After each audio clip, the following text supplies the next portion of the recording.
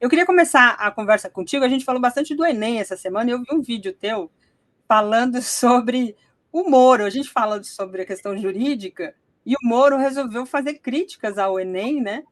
Seguindo o discurso bolsonarista, né, de ataque às instituições, ao governo. E aí o Moro postou isso aqui, que foi o que gerou o seu comentário. Está aqui, ó. Sérgio Moro nas redes sociais. Tenho pena dos estudantes brasileiros. A prova do Enem, com um N, no final. Enem, foneticamente está bem corrigido. Além de abusar, diz ele, na doutrinação ideológica, confusa e mal redigida.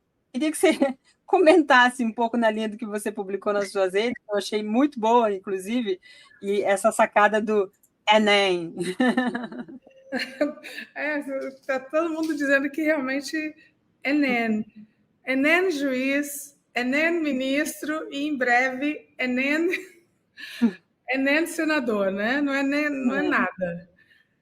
Nem é ministro, nem é juiz, nem é senador. Logo, logo. A gente teve que... Ele virou piada nacional, porque, afinal de contas, né, antes de ser o ex-juiz corrupto parcial, antes de ser o marreco de Maringá, antes de ser um bolsonarista arrependido e depois reconciliado, antes de tudo, ele é o conde da conja. Então, Moro é o conde da conja. Então, a gente tem que lembrar. Agora, você sabe o que é Enem, né? Tem muitas... Todo mundo opinou. Teve gente que disse que é o Exame Nacional do Negacionismo. Teve gente que diz que é o Exame Nacional dos Nécios. E eu acho que é o Exame Nacional dos Nerds, né? Mas, assim, é impressionante como o Enem continua sendo objeto de disputa ideológica por parte da extrema-direita, e o Moro ele quer se colocar nesse lugar de extrema-direita um pouco mais... que não fala palavrão. Uhum. É a extrema-direita que não fala palavrão. E eu vi também algumas pessoas no campo da esquerda criticando o tema da redação. Fiquei chocada. Né, Liana? Isso é uma coisa que chama atenção, principalmente no momento que a gente está vivendo, né? Do ponto de vista do debate sobre as questões da mulher, do papel da mulher, né? Depois de um censo que aponta um número cada vez maior de mulheres dentro daquela pirâmide que já não é mais pirâmide, né? Essas informações só reforçam a importância dos movimentos feministas, né, Liana? É impressionante, Dai. Eu li no Twitter um comentário dizendo que era desonesto intelectualmente, porque nem na universidade as pessoas saberiam responder sobre a invisibilidade do trabalho do cuidar exercido pelas mulheres, e que era desonesto cobrar isso de estudantes do ensino médio. Então, a gente sabe, né? Eu, como professora, digo que não me surpreende que nas universidades, especialmente entre os professores, muito mais do que entre os alunos, os professores não saibam, não reconheçam a invisibilidade do trabalho do cuidar exercido pelas mulheres. E é exatamente por isso que já os meninos no ensino médio e as meninas no ensino médio têm uma consciência muito maior do que isso. Além do mais, assim, só do ponto de vista técnico, né? Eu não sou professora de redação, todo mundo sabe disso, então vou fazer um comentário um pouco como leiga, né? Mas o exame do Enem ele tem textos motivacionais. O que os examinadores querem é que as pessoas saibam utilizar o tema dentro de uma estrutura dissertativa argumentativa e todos os temas eles precisam concluir com uma formulação, ainda que muito superficial, porque é um texto de, no máximo, 30 linhas, de uma proposta de intervenção social.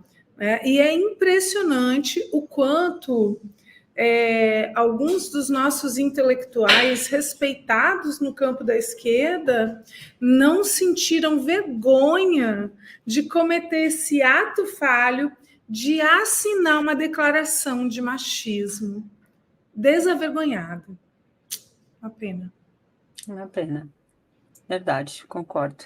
Liana, vamos passar para um outro assunto. Hoje o presidente Lula participou de um evento lá no Palácio do Planalto, tratando sobre a assinatura, né, da ordem de serviço lá da duplicação da BR-423 entre os municípios de São Caetano e Lajeado, no agreste aí de Pernambuco, né?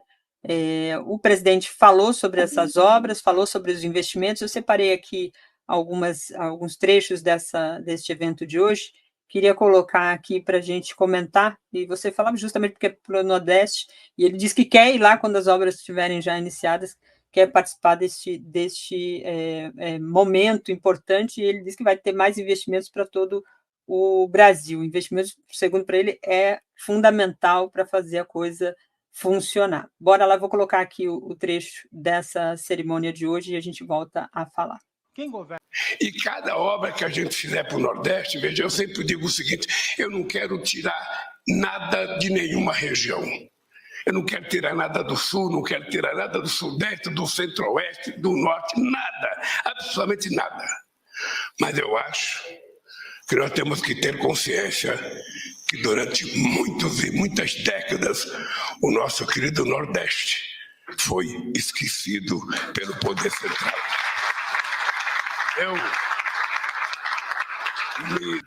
Então não quero tirar nada de ninguém. Eu quero apenas repor aquilo que nunca deveriam ter tirado do Nordeste, que é o direito de criar os seus filhos com muita decência. O presidente fala desse repor, né? É uma espécie de reparação com o Nordeste. E muitos dos sulistas, depois das eleições, né, Liana, ficaram aquela onda de dizer, a gente é que o Sul é que sustenta o Nordeste, aquelas teses de xenofobia, de racismo, de preconceito que vai se proliferando por parte dessa extrema-direita nas redes sociais. E quando o presidente fala isso, é preciso ter uma compreensão do quanto já se explorou dessas regiões, se tirou delas e não deu nada em troca, né, ao longo desses últimos anos. E o presidente Lula tem o reconhecimento dessa região justamente porque busca fazer essa reparação, gerar emprego, gerar educação. Ele está falando de levar o ITA para o Ceará, por exemplo, uma unidade do ITA, inaugurar uma unidade do ITA no Ceará. Isso tudo descentraliza o país e desenvolve o país, né, Liana? Isso é fundamental, é um dos objetivos da República, está no artigo 1º da Constituição Federal. Promover o desenvolvimento regional. É importante que a gente saiba que o desenvolvimento regional desigual não existe por características íncitas do povo de cada região. Porque o racismo, e pela legislação brasileira, a discriminação contra nordestinos, etc., ela é caracterizada como racismo. E o racismo é uma ideologia muito forte do ponto de vista cultural. É importante lembrar que eu nasci e me criei no Rio Grande do Sul. E hoje, né, eu me considero... eu sou, claro, também gaúcha, mas eu sou pernambucana. E eu sou filha, neta, bisneta de nordestinos. E então eu vivenciei muito forte isso, essa questão do racismo contra nordestinos. E as pessoas acreditam no Sul e no Sudeste que elas são mais trabalhadoras, que elas são mais inteligentes. Elas acreditam nessa asneira. É uma bobagem, é uma estupidez, mas elas acreditam. Elas se acham mais trabalhadoras, elas se acham mais inteligentes, elas se acham mais cultas e se colocam numa posição de superioridade intelectual, moral.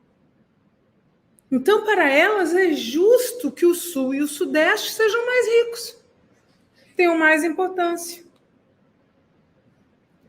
Só que a gente precisa saber que o Nordeste e o Norte do país, eles são mais pobres porque a política nacional, ao longo dos séculos, se estabeleceu para ser assim. O meu estado, Pernambuco, foi sistematicamente punido por não ceder às pressões da coroa.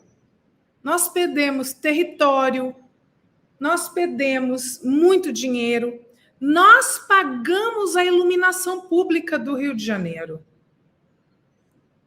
Nós pagamos a iluminação pública do Rio de Janeiro.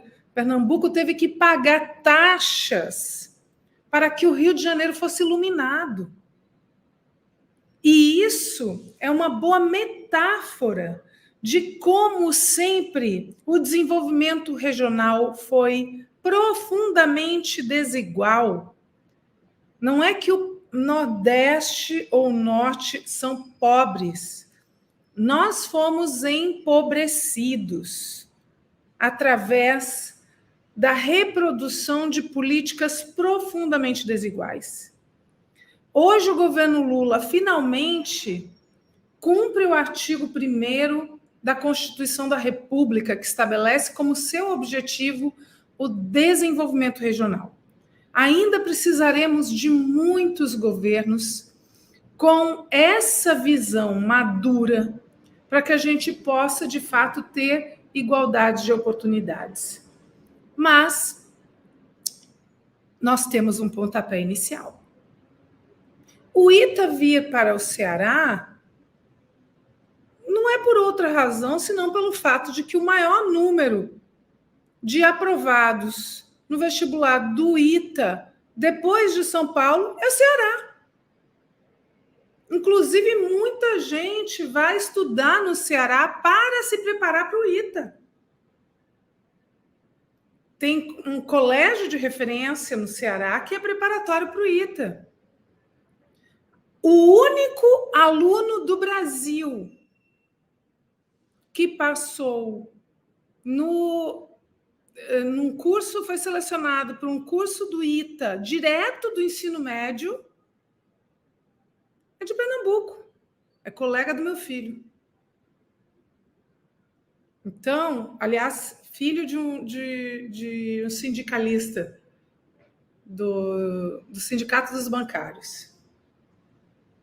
O único aluno do Brasil que foi admitido diretamente do ensino médio para o ITA. Então, por que o Ceará? Nós vamos levar o ITA para o Ceará porque nós queremos... Não, o Ceará já é o estado que mais exporta estudantes para o ITA no Brasil, depois de São Paulo. Então, tem que ser no Ceará. E afora tantos outros números. No caso da nossa BR, é uma necessidade. A gente está desenvolvendo a região do Agreste.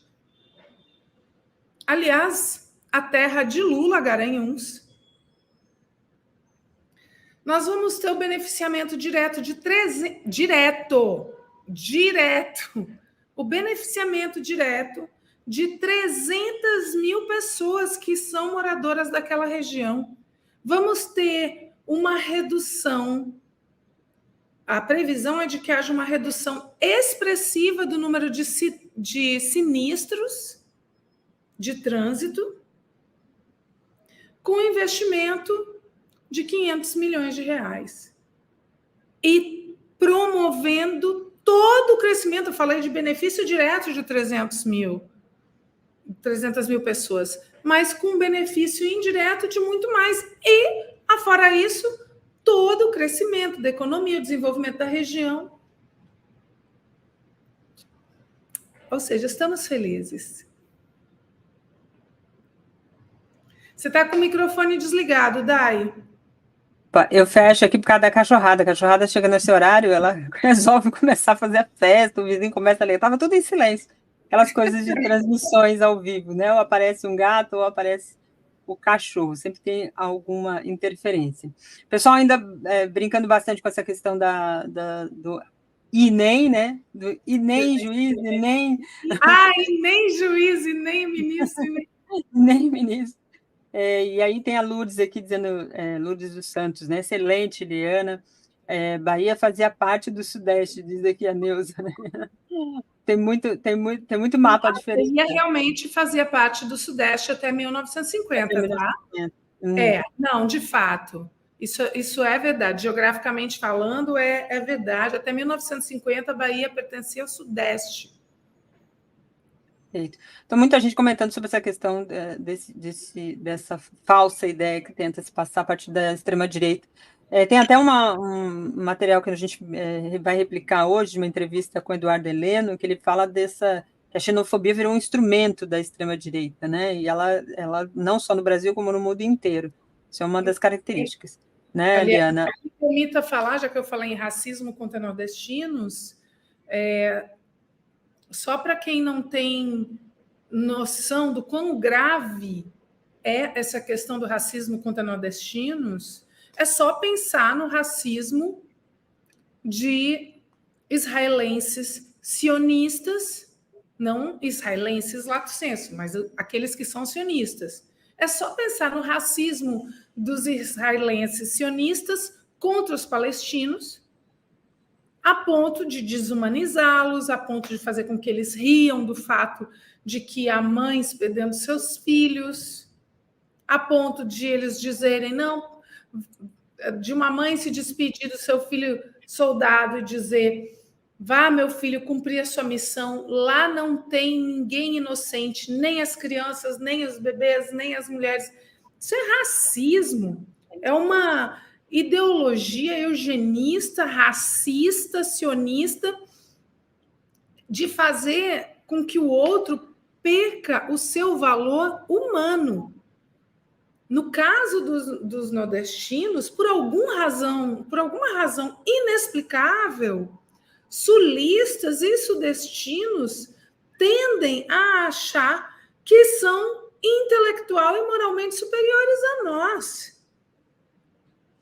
E isso é racismo.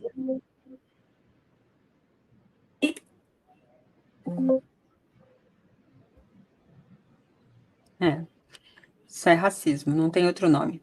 Liana, tem uma pauta aqui que você nos trouxe, que a gente, às vezes, não se dá conta, né, de tantos momentos importantes da história do nosso país, né? A gente ficou um tempo aqui na luta pelo Lula livre, né? Hoje a gente tem um Lula eleito, governando, trazendo o Brasil de volta. E aí você lembrou que hoje completa 4 anos aí da libertação do presidente Lula, daquela prisão injusta da Lava Jato, que a gente também já citou aqui, citou o Conde. Vamos citar essa libertação que foi tão importante também. Ali o Brasil dava a virada que precisava, né? Porque durante todo o período da prisão e o andamento daquele processo, do começo ao fim, ele era irregular, criminoso, né, abusivo, tem todos os adjetivos negativos para se colocar naquele processo, né? Hoje, 4 anos da libertação de Lula, 8 de novembro. Um dia depois do julgamento do STF, sobre a inconstitucionalidade da prisão automática com a condenação de segunda instância. E eu achei que era relevante a gente relembrar essa data, Dai, porque o STF ele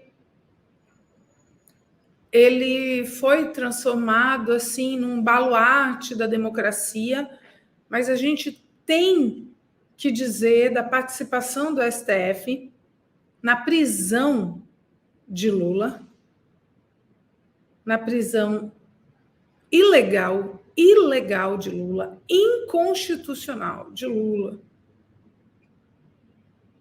Então, vamos lembrar que no dia 7 de novembro, o Supremo declarou a inconstitucionalidade da prisão automática por segunda instância, mas, em abril de 2018, foi julgado o habeas corpus de Lula.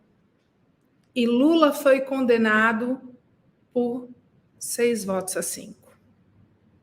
6 votos a 5. Em abril de 2018. E naquela ocasião, todos os juristas disseram que não cabia julgar o habeas corpus de Lula antes de definir a tese de repercussão geral. Você não julga o caso particular antes de julgar a tese geral. Primeiro você define a tese geral e aí você a aplica ao caso particular.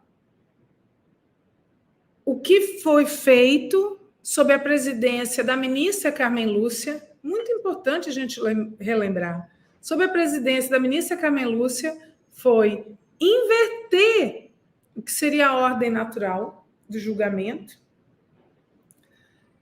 para primeiro julgar o caso do Lula, em que ele potencialmente perderia, e aí haveria a saciedade, seria saciada a sanha vingatista e lavajatista que a sociedade vivia naquele momento.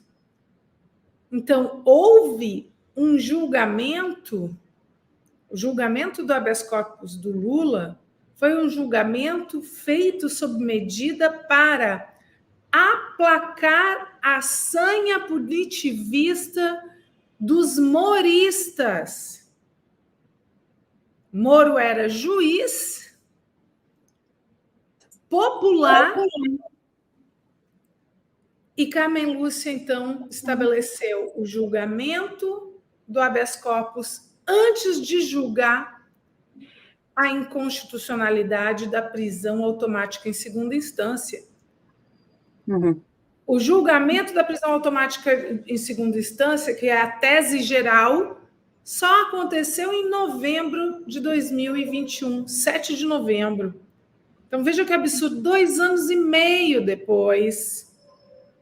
E aí, tendo sido declarada a inconstitucionalidade, que todo mundo sabia. Qual foi a grande diferença? Foi o voto de Rosa Weber.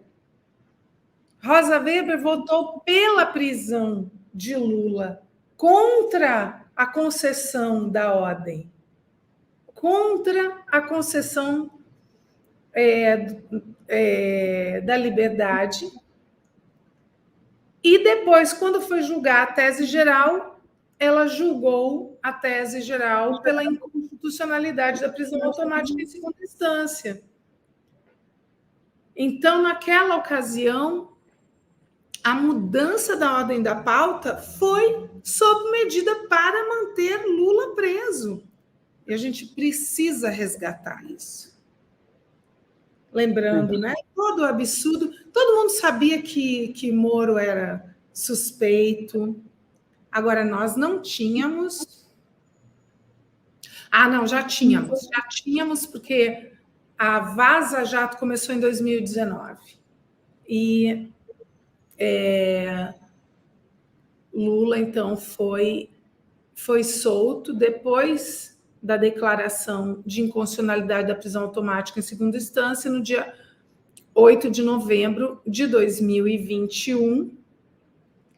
E depois disso é que Sérgio Moro foi declarado suspeito, e depois disso é que as condenações de Lula foram anuladas. É muito importante a gente lembrar. E aí, a partir do dia 8 de novembro, desse aniversário de 4 anos que nós estamos comemorando hoje, Dai, a partir do dia 8 de novembro de 2021, aí começou uma sucessão de vitórias muito expressivas da democracia, o protagonismo, inclusive, do então advogado Cristiano Zanin, que agora é ministro,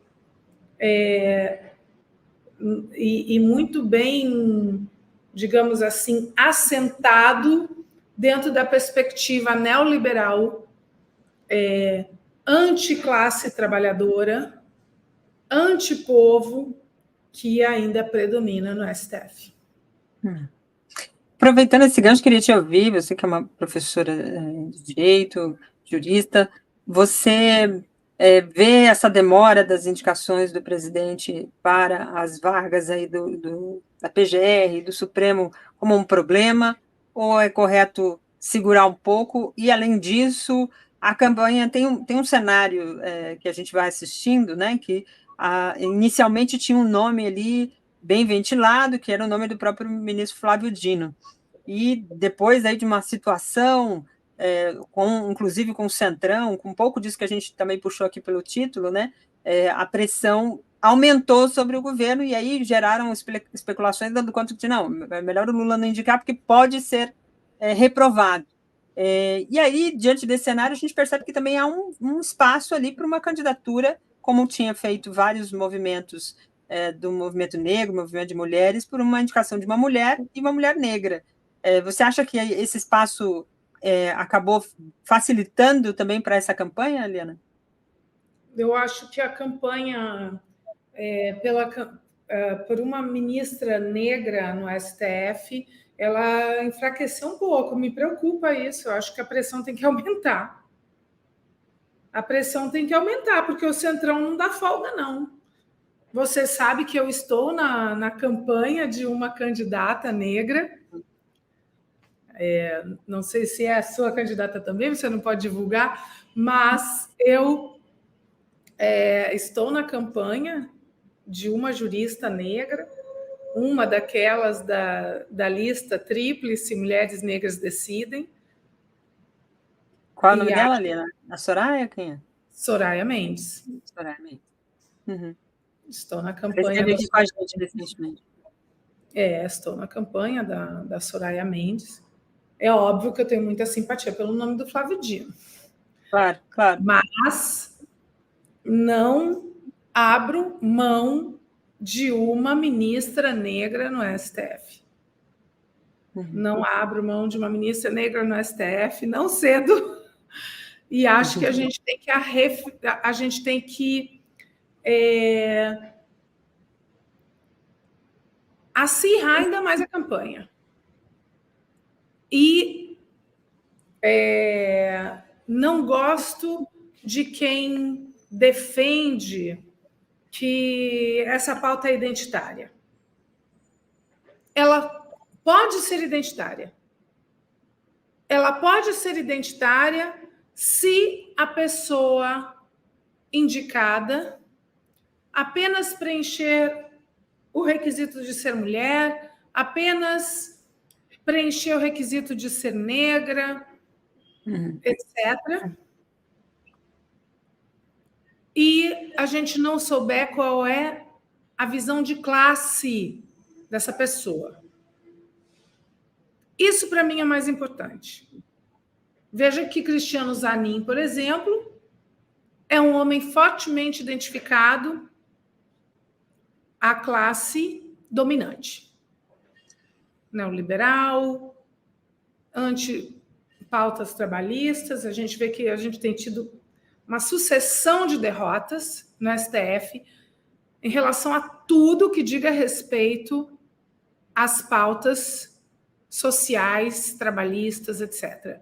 com um número assustador de rescisórias de decisões do TST, e isso nos preocupa. Então, a gente não pode ter mais um ministro antipovo. E aí, não me interessa se é homem, se é mulher, se é cis, se é trans, se é branco, se é negro, se é indígena. Se essa pessoa se identificar com interesses antipovo, se não tiver uma visão popular de direito, então ela não serve para a gente, não importa quem seja. Porém, é bom lembrar que nós temos muitas candidatas que nós sabemos exatamente como elas pensam, porque elas vêm se posicionando através de escritos científicos, artigos, publicações, palestras, livros, etc.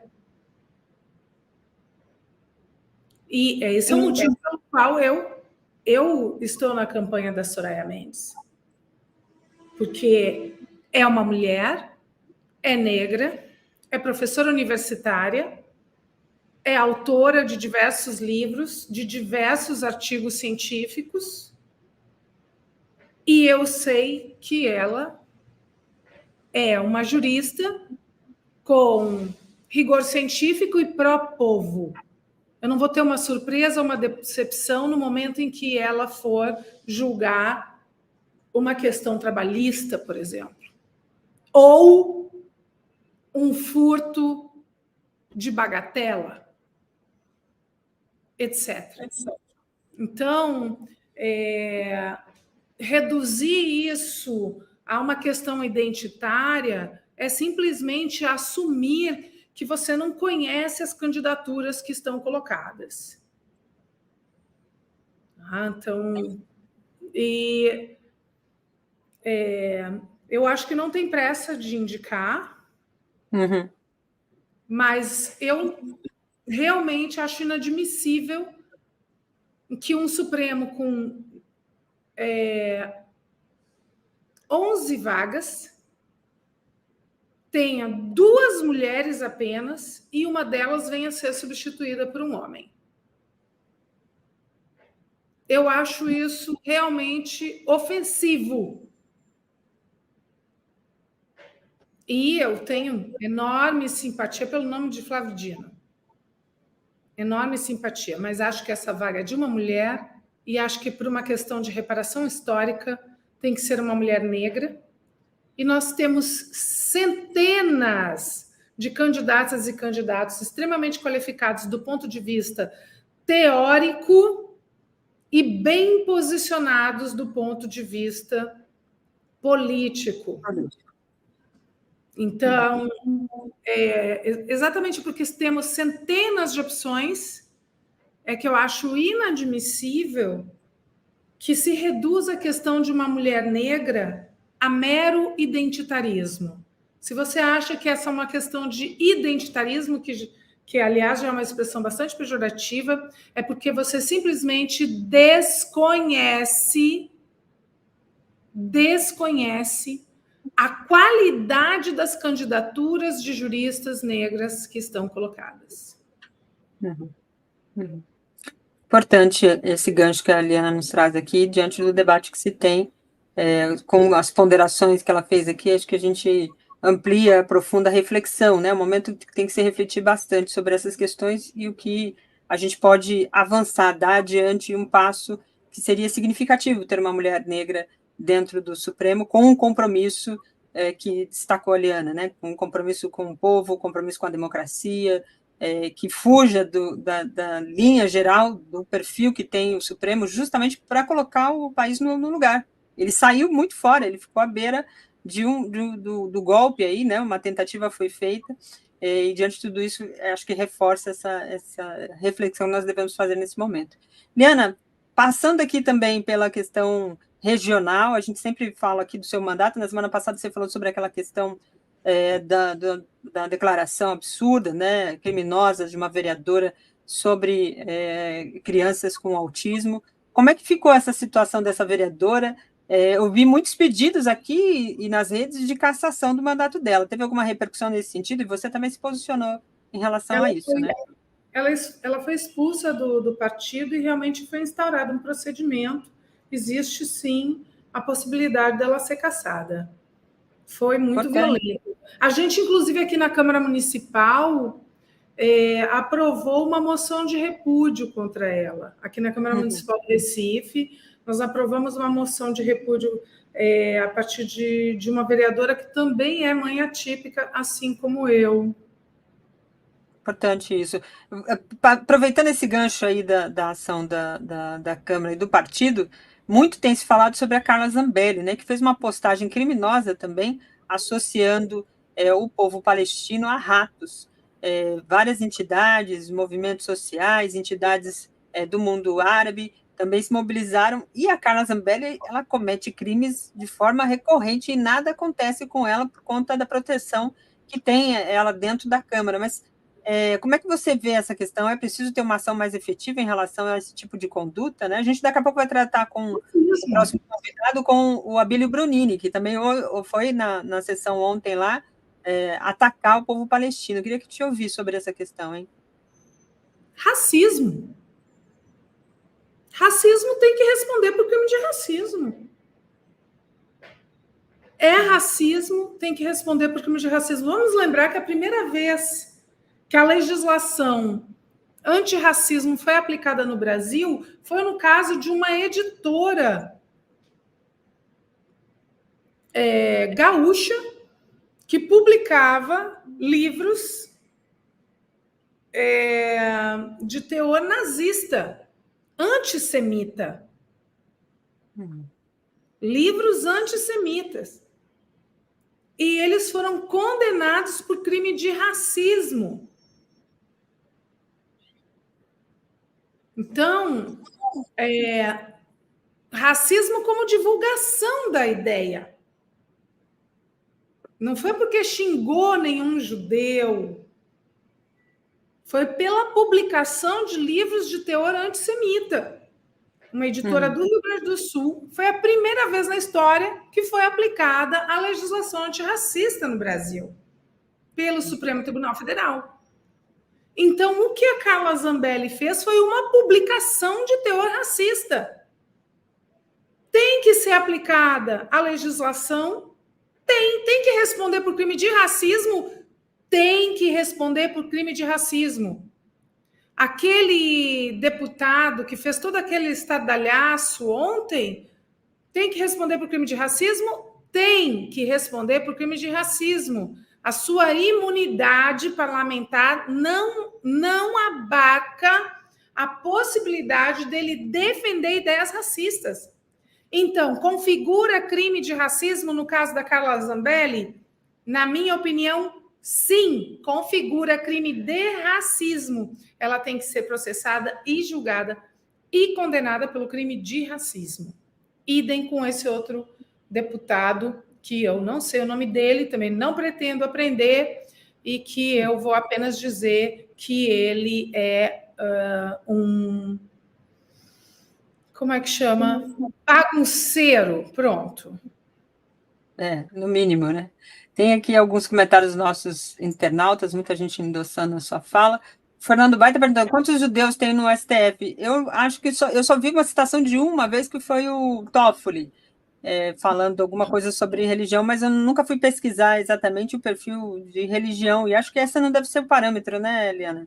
Não, acho que eu sou uma ardorosa defensora da liberdade religiosa, sou com muito orgulho autora do Estatuto da Liberdade Religiosa do Recife, e como tal, não admito nenhum tipo de ofensa direta ou indireta contra nenhuma manifestação religiosa ou a ausência de crença. Então, todas as religiões precisam ser muito respeitadas. Exatamente. No momento que você até citou isso aqui na sua fala, né, Eliana? A gente está, por conta da questão da Palestina, a extrema-direita tenta usar esse essa crise, esse genocídio cometido contra o povo palestino para atacar o campo progressista que defende os direitos do povo palestino, critica e tem sérias condenações em relação às ações militares promovidas não só neste um mês, mas durante todo esse quase 50, 70 anos de agressão contra o povo palestino.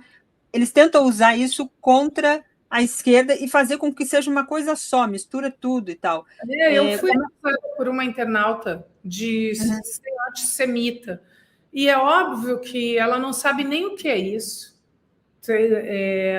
Apenas por defender a vida dos palestinos, eu fui acusada de ser antissemita. Eles têm feito isso, eles não sabem nem o que significa isso. Acho que eles não fazem ideia de que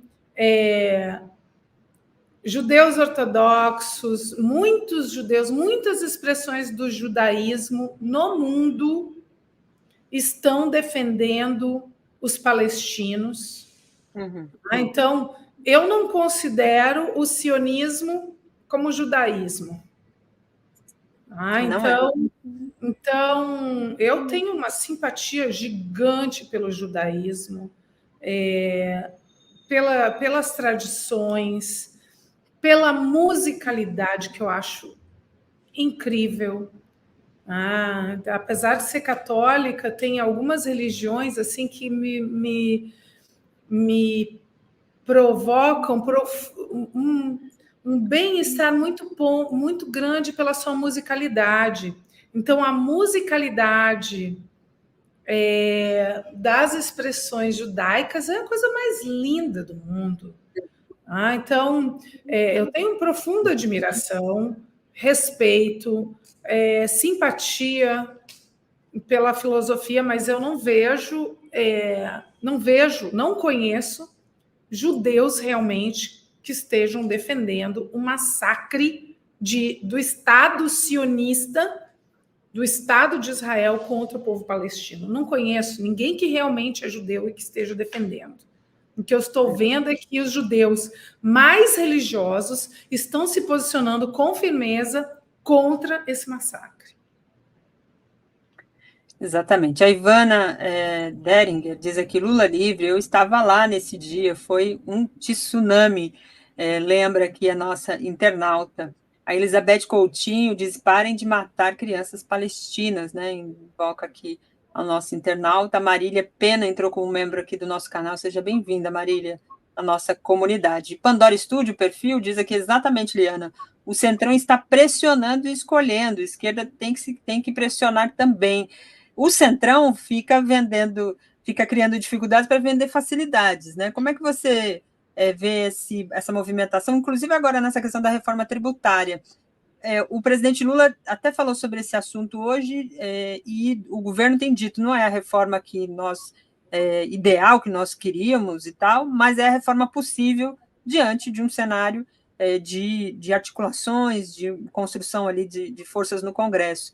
É uma reforma importante para também o desenvolvimento, o andamento do governo, né, Eliana?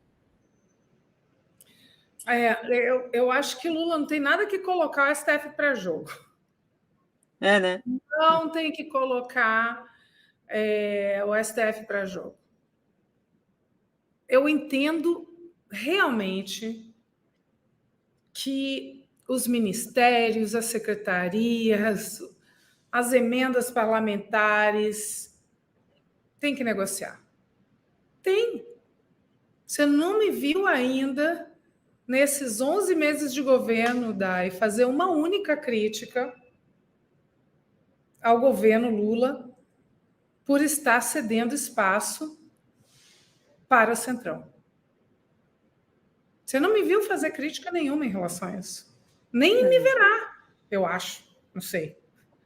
E isso eu digo, Dai, pelo fato de que nós não elegemos bancada, a gente não fez 30% da bancada, somando todos os partidos de centro-esquerda. Eu estou falando de PT, PSB, PDT, PSOL, Rede, PV, PCdoB, somando todo mundo, a gente não fez 30% da bancada. Ou seja, a gente precisa do PSD, a gente precisa do Avante, a gente precisa do Republicanos,